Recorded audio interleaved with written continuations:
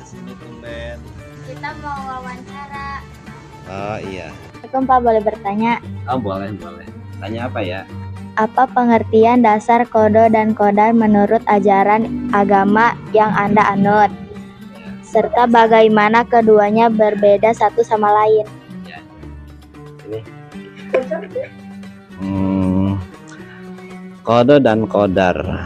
Kodo dan kodar itu merupakan salah satu rukun iman ya. Rukun iman nomor ke berapa?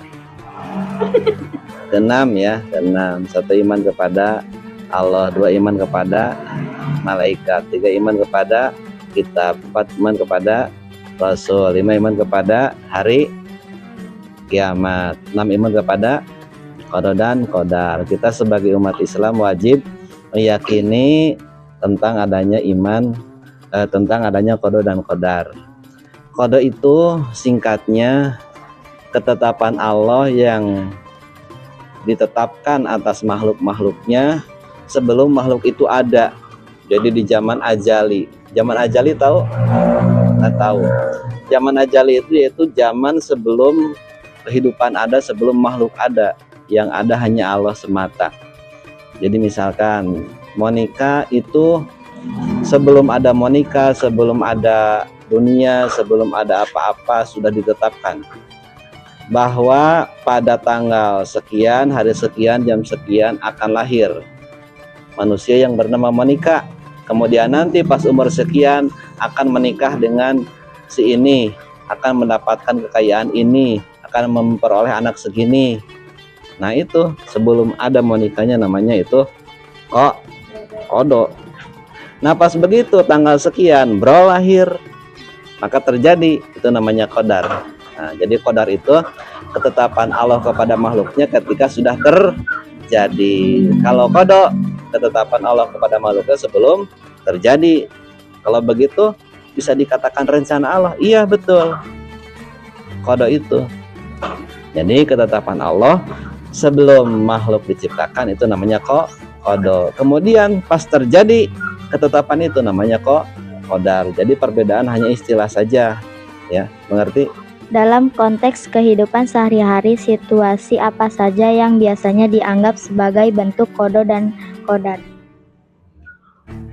Ya, ini pertanyaan yang sangat bagus. Dalam situasi sehari-hari, apa kodo dan kodar itu? Jadi sering orang salah tafsir ya. Ini bukan kodo, bukan kodar dari Allah sana. Jadi mereka anggap itu yang dianggap kodar atau takdir itu sesuatu yang sesuai dengan harapan atau yang baik-baik saja. Padahal segala yang terjadi kepada kita, baik yang baik atau yang buruk itu adalah kodar atau takdir ya. Jadi tidak ada satu detik pun, satu hirupan napas pun, satu kejadian pun yang terlepas dari kodarnya Allah. Itu semuanya adalah sudah kehendak, ketetapan Allah, sudah takdir Allah. Jadi tidak ada kejadian apapun yang terjadi ini yang bukan merupakan takdir. Itu harus kita yakini ya. Nah, jadi ketika misalkan Monica mempunyai keinginan tetapi tidak sesuai ekspektasi, oh ini bukan takdir Allah. Kumaha si Allah teh yang terbisaun, bukan takdir Allah. Jangan begitu. Tapi kita harus yakini bahwa itu adalah ketetapan Allah yang terbaik di hadapan Allah, meskipun di hadapan Monica itu tidak sesuai ya, karena ketetapan Allah itu pasti yang terbaik buat kita ya. Hanya kita saja tidak bisa menerimanya. Mengerti? Ya. Bagaimana cara Anda atau masyarakat sekitar menerapkan konsep kodo dan kodar dalam menghadapi kesulitan atau ketidakpastian? Kita dalam menghadapi kehidupan ini harus diyakini, kata tadi juga, bahwa ini merupakan takdir atau ketetapan Allah. Tetapi ketetapan Allah itu terkadang kita ada yang bisa menerimanya tatkala ketetapan itu adalah sesuai dengan keinginan kita, dan sebaliknya ketika ketetapan Allah itu tidak sesuai, maka kita sering berontak ya. Padahal kalau dikembalikan kepada dikembalikan kepada definisi qada dan qadar itu kan seluruh ketetapan Allah kan tadi juga. Tapi kita sebagai manusia itu selain meyakinkan bahwa ini merupakan ketetapan Allah, kita wajib untuk berikhtiar.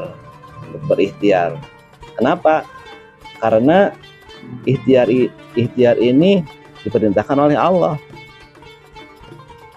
Kata siapa? Kata Allah. Innallaha la yughayyiru ma biqaumin hatta yughayyiru ma bi anfusihim. Allah tidak akan merubah keadaan suatu kaum, Allah tidak akan merubah keadaan seseorang tatkala dia tidak mau berikhtiar, tidak mau merubahnya.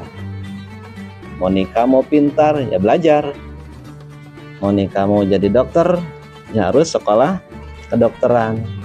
Mau nikah ingin kaya, maka harus berusaha. Nah, proses itu merupakan semuanya ketetapan atau takdir dari Allah. Jadi takdir itu bukan endingnya, bukan akhirnya yang dicapai, bukan. Tapi semenjak awal kemudian proses sampai hasil itu semuanya merupakan rangkaian takdir dari Gusti, dari Allah. Itu harus kita tancapkan dalam hati kita. Jadi buanglah anggapan bahwa takdir itu merupakan ending atau ujung dari sebuah perjuangan. Berarti selama permulaan proses itu bukan takdir Allah menurut mereka. Bukan begitu. Tapi takdir itu semenjak awal proses sampai hasil pun itu namanya takdir.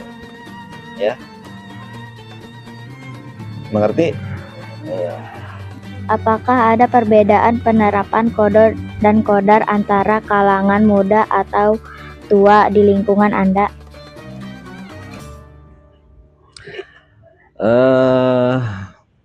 Emang sih antara golongan tua muda itu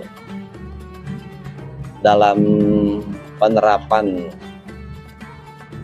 prinsip-prinsip takdir itu dia tergantung dari pemahaman keilmuan dan keimanan.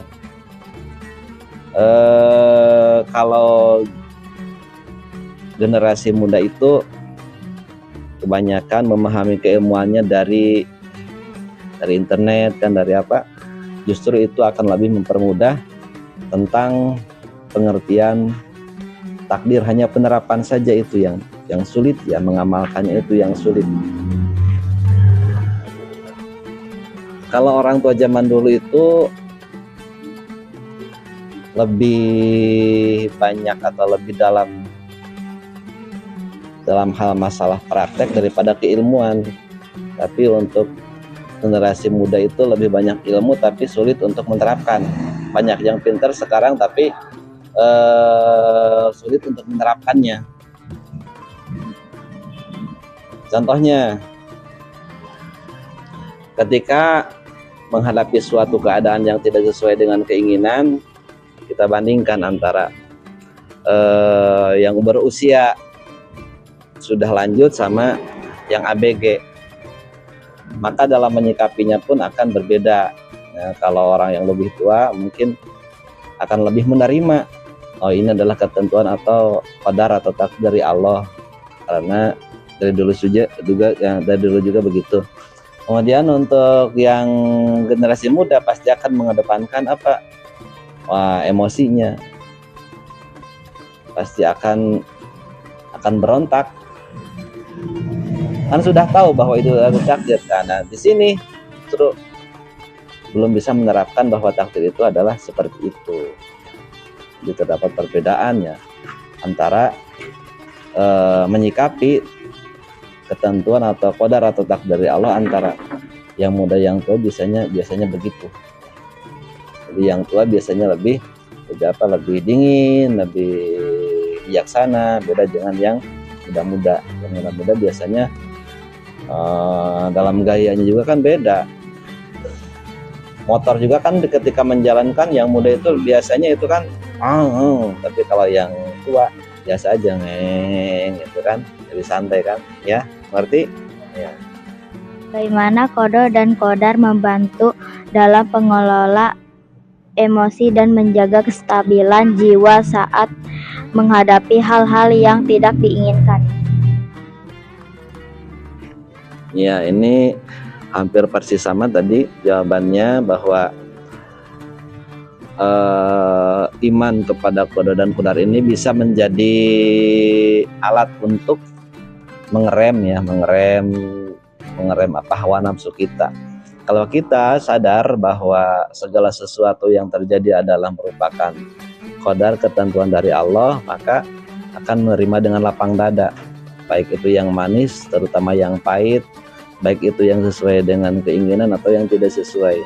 Pasti akan lebih mudah untuk mengontrol emosi kalau kita kembalikan bahwa ini adalah merupakan ketetapan atau qadar atau takdir dari Allah Subhanahu wa Ta'ala. Jadi itu sangat efektif untuk mengendalikan emosi kita, ya. Kita iman kepada qada dan qadar. Apakah ada upacara, ritual, atau cara khusus yang dilakukan untuk mengamalkan atau mengingat Kodo dan Kodar dalam tradisi lokal Anda? Ada upacara khusus, ya. Kita sebagai umat Islam bentuk ritual untuk lebih meningkatkan keimanan tentang Kodo Kodar itu tiada lain dan tiada bukan, yaitu dengan amaliyah ibadah kita, terutama ibadah-ibadah yang langsung kepada Allah, seperti sholat, terutama sholat yang 5 waktu, kemudian berzikir, kemudian membaca shalawat. Itu salah satu bentuk aplikasi nyata untuk bentuk ritual-ritual dalam menunjukkan bahwa kita itu adalah umat yang yakin akan adanya qada dan qadar, begitu. Jadi tidak ada ritual seperti yang aneh-aneh di sini. Karena di sini adalah semuanya orang Islam, maka ritualnya ya seperti itu, dengan ibadah-ibadah yang langsung kepada Allah. Adapun ketika menghadapi kematian misalkan, ya ritualnya yaitu antaranya tahlil, doa bersama gitu di sini. Nanti ada sebentar lagi munggahan, ada makan-makan. Nah, kemudian nanti ketika bulan puasa, ya ritualnya itu dengan ada taraweh, kemudian ada sahur. Ya itu seperti itu. Jadi ritual di sini tidak ada yang aneh-aneh, ya. Dalam hal pengambilan keputusan penting, bagaimana peran Kodo dan Kodar dalam pembantuan seseorang menentukan langkah selanjutnya? Ya. Kata tadi juga, kalau kita meyakini akan qada dan qadar itu, keputusan apapun yang kita ambil, langkah apapun yang kita tempuh, itu merupakan ketetapan yang terbaik dari Allah untuk kita. Adapun hasilnya itu, ya kita pasrahkan kepada Allah 100%. Kita hanya berikhtiar, berusaha. Ketika sudah maksimal berusaha, maka berarti kita telah tunai, bebas melaksanakan perintah Allah. Adapun hasilnya, ya kita pasrahkan nanti kepada Allah. Asalkan kita yakin bahwa langkah yang kita lakukan itu tidak menyalahi aturan Allah, kemudian hasilnya pun insya Allah yang terbaik buat kita, ya. Apakah ada contoh nyata dari pengalaman pribadi atau orang sekitar yang menunjukkan manfaat dari penerapan Kodo dan Kodar?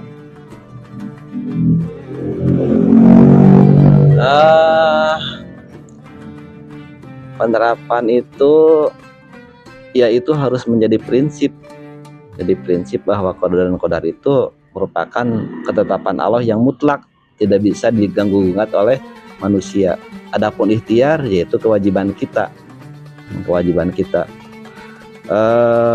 Tatkala kita meyakini bahwa segala sesuatu yang terjadi merupakan ketetapan Allah, maka tidak akan ada keraguan dalam berikhtiar kita. Mengapa? Ya karena ini prinsipnya la haula wala quwata illa billah. Kita tidak ada daya upaya terkecuali merupakan sebuah bentuk dari penerapan takdir dari Allah Subhanahu wa taala. Seperti itu. Bagaimana pandangan masyarakat terhadap mereka yang tampaknya tidak dapat menerapkan qada dan qadar dalam mengalami masalah?